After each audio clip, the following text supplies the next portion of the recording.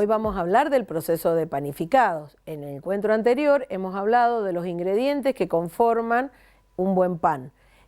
Si no lo has visto, te invito a que lo veas, porque eso va a servir para que entiendas más esta parte. Mi nombre es Emilia Raimondo, soy profesora de la Facultad de Ciencias Agrarias y agradezco a la Fundación Cartelone por esta posibilidad y a la Universidad Nacional de Cuyo para que tengas esta pequeñísima capacitación en el tema. Bueno, lo primero que vamos a hablar es la definición de un proceso de panificación. La definición de lo que es un proceso de panificación la podés encontrar en el artículo 725 del Código Alimentario Argentino.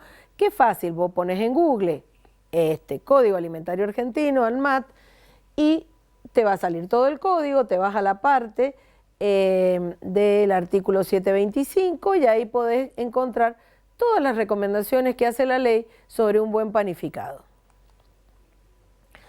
Este slide es muy complicado, pero en realidad resume todo lo que está diciendo el Código Alimentario Argentino. Nosotros podemos hacer, dentro del proceso de panificación, una serie de pan, que es lo que vamos a ver hoy. Podríamos hacer galletas, podríamos hacer panes especiales, con el agregado de azúcar, semillas, etcétera. Pero hoy simplemente vamos a ver un pan básico que te va a permitir mejorar o tener una salida laboral. Básicamente, yo puedo trabajar para hacer un pan con lo que se denomina trabajo directo. Trabajo directo es cuando yo mezclo harina, agua y levadura, ya sea prensada o instantánea, directamente para hacer el pan. Podemos trabajar con lo que se denomina masa madre. ¿Qué es lo que es masa madre? Yo estoy elaborando, hago todo el proceso de fermentación. Cuando estoy por finalizar la primera fermentación, que es cuando la masa adquirió volumen, tomo un trozo, generalmente se recomienda 1/8 de lo que ustedes tengan. Ese trocito de masa lo guardo envuelto en plástico y refrigerado hasta el otro día, y al otro día, cuando quiero volver a hacer pan, en lugar de incorporarle levadura prensada o levadura instantánea, le incorporo ese trozo de masa, el cual se llama masa madre. El problema que tiene utilizar masa madre, que si bien ustedes googlean en lo que es todo lo que es panificación francesa, prefieren utilizar masa madre, es que las levaduras van mutando, van cambiando, y a ustedes les pueden producir panes de inferior calidad. Y el trabajo con esponja o pullets son haber activado las levaduras en un medio líquido que me permite dar panes con una miga más blanca, como podría llegar a ser un pan tipo Viena. Bueno, si nosotros vemos los pasos para obtener entonces un pan, que ustedes lo saben perfectamente bien, es que voy a partir de harina, pero hay un paso que es fundamental, que es el cernido o tamizado. Pueden ser que ustedes tengan un simple colador, que hacen pasar la harina por ahí, que tiene dos finalidades. Si la harina trae alguna impureza, yo la retengo en ese tamiz o colador. Y además le incorporo aire a la harina. Cuando yo le incorporo aire a la harina, esto me va a servir para la fermentación posterior por parte de las levaduras. Entonces el proceso de tamizado es muy importante. Si ustedes se fijan en la diapositiva, van a ver una fotito con fondo azul, que es un tamizador para grandes panaderías. Eso tamiza una bolsa de harina de 50 kilos en un minuto. Si no llegamos a tener esa tecnología, simplemente con un colador yo puedo llegar a hacer el mismo efecto. Después viene la parte de amasado propiamente dicho. En ese amasado propiamente dicho es la incorporación de harina, agua, empiezo a mezclar, le incorporo las levaduras y le incorporo la sal al final del proceso. ¿Por qué la sal al final del proceso? Porque la sal me inhibe el desarrollo de las levaduras. Entonces, hago la masa, le incorporo las levaduras, le incorporo la sal hacia el final. Viene la primera fermentación, Después viene el corte, todo esto lo vamos a ir viendo individualmente, uno por uno. Vamos a la primera fermentación. Bueno, eso que estoy mostrando son las amasadoras. Las amasadoras pueden llegar a ser amasadoras industriales de distinto tipo, eje oblicuo, eje vertical. Lo ideal sería que sean de acero inoxidable, y si no encuentro con esa tecnología voy a hacer un amasado manual. Lo importante del amasado es que no le incorpore sustancias extrañas. He puesto a propósito una foto de una mano que tiene muchísimo vello y que está haciendo una masa.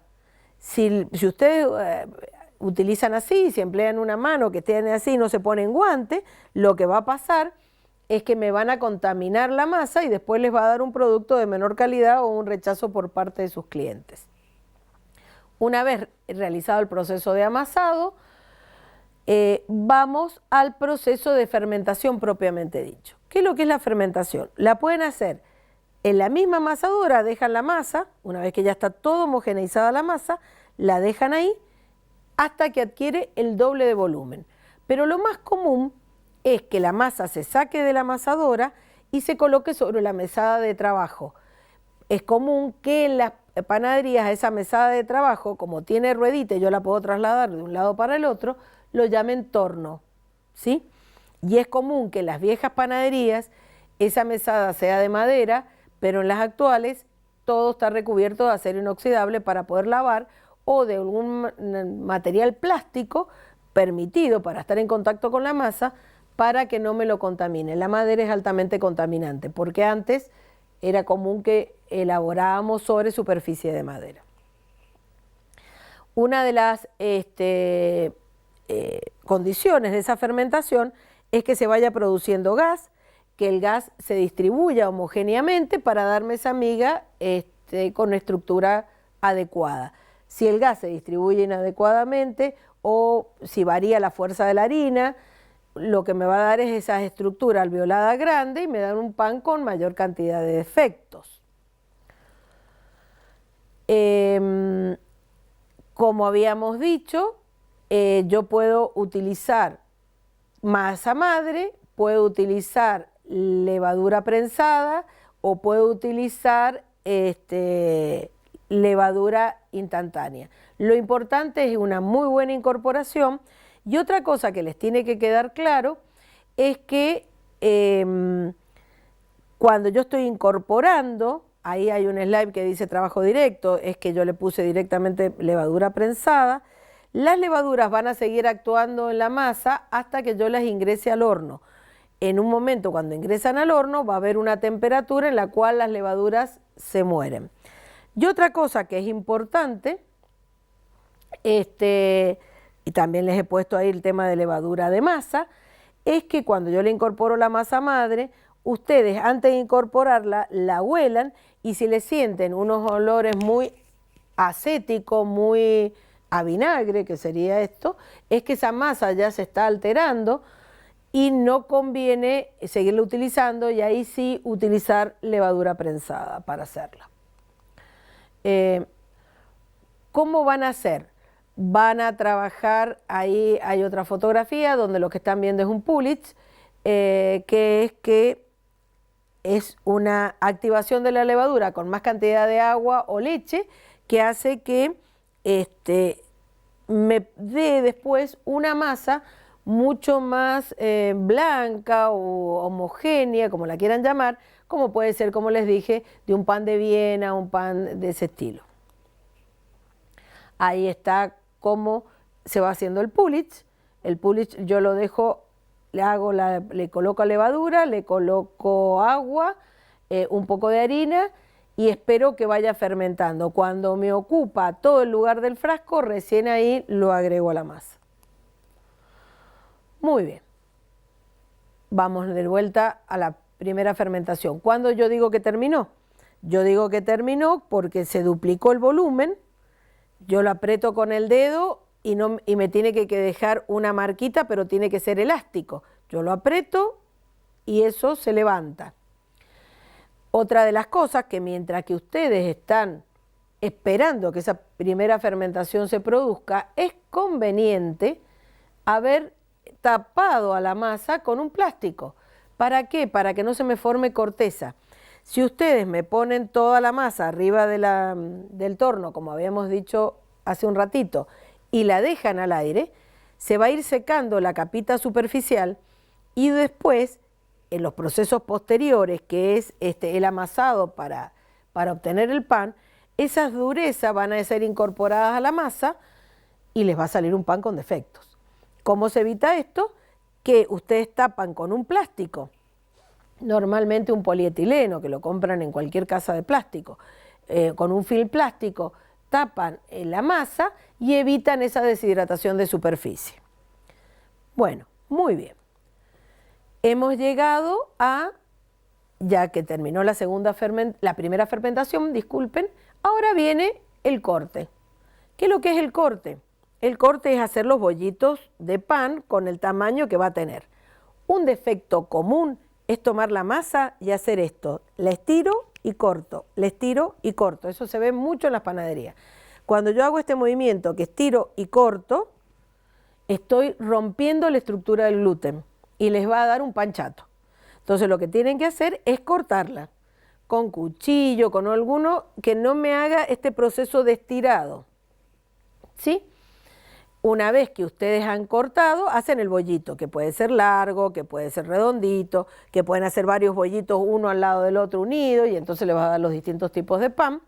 Entonces es corte y es lo que se conoce como armado.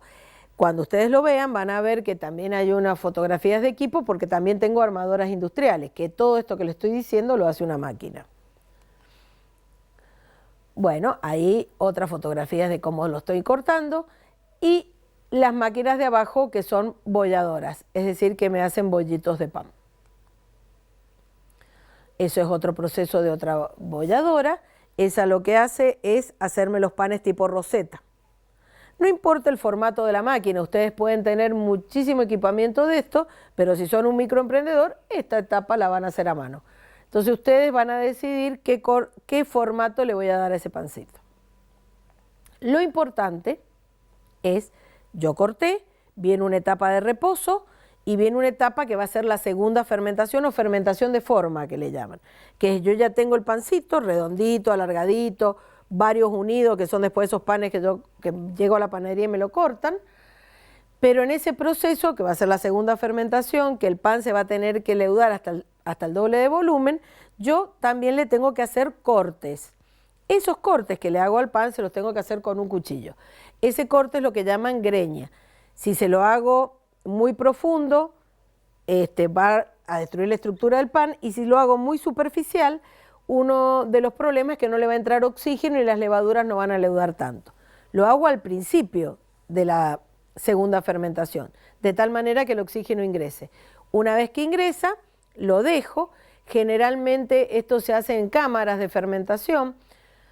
Las panaderías más chiquitas que no tienen un fermentador o una cámara, lo que tienen es una habitación cerrada donde le ponen de alguna forma una estufa y algo que me evapore humedad para que el pan no se seque, y yo la termino cuando está al doble, no más del doble, porque si no después se achata. También llega un momento que la estructura del gluten se estira tanto que se rompe. Muy bien, ese sería un ejemplo de una cámara de fermentación. Y ahí es cuando lo están haciendo los cortes. Esta segunda fermentación, como les dije, es muy importante porque es el que me va a dar el volumen definitivo del pan. ¿Qué es esta foto que les estoy poniendo? Esto es, ya empieza el proceso de cocción. Puedo tener un horno pisero, puedo tener el horno de mi casa, puedo tener un horno rotativo. Si tengo el horno de mi casa, lo que me conviene es colocarle un vasito con agua en la parte inferior del horno, es decir, dentro del horno, para que me genere vapor. Si lo que tengo es un horno rotativo industrial, va a ser muy fácil porque programo temperatura, tiempo, velocidad de giro y cantidad de vapor que va a recibir el pan. Ese slide que estoy poniendo con las distintas temperaturas es a qué temperatura se produce la muerte de las levaduras. ¿Qué significa esto? Que yo voy a poner el pan en el horno y el pan va a seguir creciendo en volumen porque las levaduras van a seguir actuando, pero cuando el pan llega la masa llega a 55 grados centígrados, la levadura se muere. Recuerden que en el proceso de panificación, en el proceso de cocción, yo lo que estoy haciendo o lo que quiero hacer es generar una costra, que es la cáscara famosa del pan. ¿Para qué? Para que en esa costra me proteja que no se me vaya la humedad interna, porque yo no quiero deshidratar el pan. Yo quiero que me dé una costra de tostación, que es la corteza, y adentro una miga blanda. Entonces, en ese proceso de horneado y cocción, yo tengo esas características. Y es común, según las recetas, que ustedes lo pueden colocar chuño, que es una mezcla de almidón con agua, o le pueden poner un tipo almíbar, es decir, que le pueden poner distintos colores a esa corteza. Bueno, el horneado, si bien los hornos yo los regulo, 180, 200, 230, depende de la receta, recuerden que porque al formarse la costra de tostación, la cáscara famosa del pan, internamente el pan nunca sube de 100 grados. Si realmente el pan subiera a los 230 que dice el horno, me saldría un pan quemado, una tostada negra, pero no me sale eso, me sale un pan, porque la cáscara protege y me retiene la humedad interna y hace que el pan nunca suba de 100 grados. Bueno, esa cocción entonces tiene que ser muy adecuada. Si es insuficiente me va a quedar crudo y me va a dar una masa de textura pegajosa en el centro, y si está sobrecocido me da un pan más deshidratado y con menores características. Bueno, ahí están otras condiciones de cocción que pueden ser que yo le suba la temperatura gradualmente o que yo simplemente lo hago girar. Estoy en mi casa, no tengo forma de que ese horno gire. Lo que voy haciendo es rotando la bandeja, ¿sí? Cuando ya llego a una determinada temperatura, yo roto la bandeja. Ningún horno, por más que sea industrial, casero, semi-industrial, cocina parejo. Todos cocinan con distintas temperaturas. Si le pudiéramos medir las temperaturas al horno, todos cocinan con distintas temperaturas. Por lo cual, no solo para pan, sino para cualquier tipo de cocción, es importante esa rotación. Muy bien, este slide es simplemente a modo de que ustedes pueden llegar a hacer panes congelados. ¿Qué es lo que sería un pan congelado? Un pan congelado es, yo hago todas las etapas hasta la segunda fermentación. Cuando estoy haciendo la segunda fermentación no la hago completo, no llego al doble de volumen, llego a la mitad. Fermentó a la mitad, en ese momento lo llevo a un congelador, que sería un freezer a menos 18 grados. Una vez que se congeló, que tarda más o menos, según el tamaño del pan, 1 hora y media, 2 horas, lo saco, lo pongo en una bolsa de polietileno para que no se me vaya a deshidratar y lo puedo conservar congelado. Al momento que yo quiero hacer el pan, lo saco, dejo que se descongele, dejo que se fermente hasta el doble de volumen y ahí sigo todos los pasos iguales. Eso es común hacerlo en las panaderías. Entonces van dosificando, regulando la venta en función, o la cantidad que cocinan en función de la venta del día. Tienen mucha venta, sacan todo el pan que tienen congelado. Tienen poca venta, van sacando poquito. Eso ha evitado el trabajo de noche, que antes las panaderías trabajaban toda la noche para las 7 de la mañana tener pan. Vos al tenerlo congelado te permite flexibilizar tu horario laboral. Bueno, entonces retomando un poco estas características de la congelación, lo importante es que ustedes, a ver, esto que estoy poniendo es un túnel a menos 40, eso sería para una panadería industrial o una panadería de tamaño medio. ¿Qué es lo que hacen en las panaderías de tamaño medio? Toman ese pan, como les dije, al principio de la segunda fermentación, cuando han llegado no al total del volumen, sino a la mitad del volumen, lo pasan por un túnel que trabaja a menos 40 grados o una cámara de congelación que trabaja a menos 40, congelan, después envasan congelado y lo mandan a una cámara de mantenimiento que trabaja a menos 20. En su casa, si son una panadería pequeña, no lo van a poder hacer, pero sí pueden tener 2 freezer.